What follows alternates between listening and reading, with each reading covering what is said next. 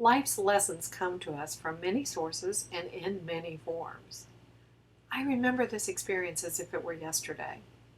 There was a time I was fascinated with bullfrogs, tadpoles, and minnows. I could watch them for hours. When we'd visit my grandmother's farm, my brothers and I would spend hours in the creek and looking into the Springhouse down the hill from my grandmother's farm. We just loved catching minnows, tadpoles, and baby frogs. My grandmother had a large aquarium where we were allowed to release our catch. Of course, they eventually would find their way back to the creek or the Springhouse, but it didn't seem to matter. I'm not sure we even noticed. There was this large bullfrog that lived in the Springhouse. He made a very loud croaking sound that we could hear all the way up on the front porch. The Springhouse was quite a ways from the house, so you can imagine it was pretty loud. We were fascinated by this creature. We would do our darndest to catch a glimpse of him. All we ever heard when we approached the Springhouse was this big loud splash as the frog jumped in the water to escape us. The fact that we made such a ruckus as we approached the Springhouse never seemed to enter our minds as the reason why he would do that. We wanted so badly to catch him. He would be such a prize. He became our challenge. We were determined to see him. Day after day, no success. We would creep down to the Springhouse and splash! He was gone. We'd never have a chance to see him. Granddad suggested that we just try sneaking up on the Springhouse a little quieter. So we tried that, but no luck.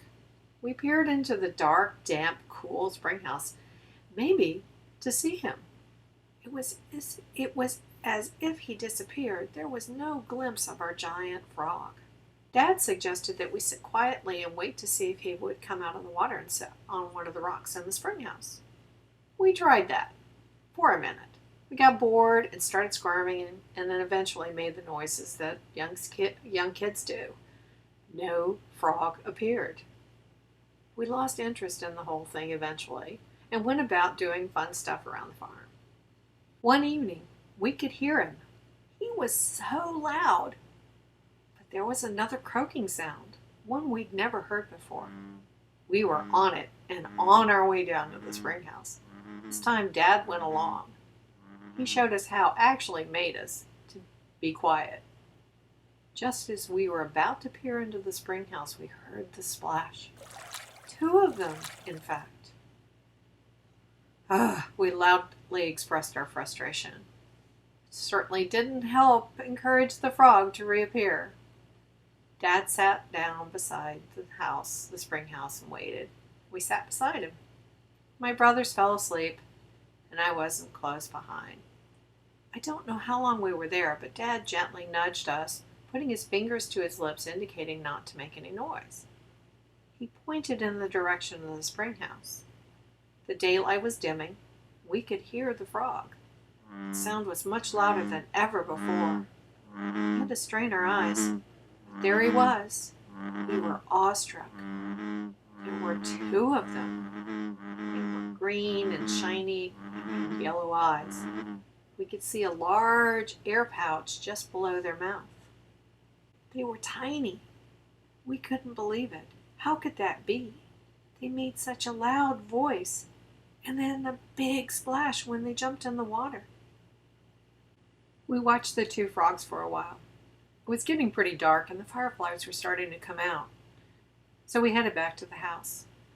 As we turned, we heard them splash. We knew it was the frogs jumping back into the water. They still sounded like they were huge. We were quiet as we walked back to the house, each of us in our own thoughts about the frogs. My dad looked down and smiled, and he said, "If we're patient, time can reveal much to us. Sometimes we learn that things aren't always what they seem."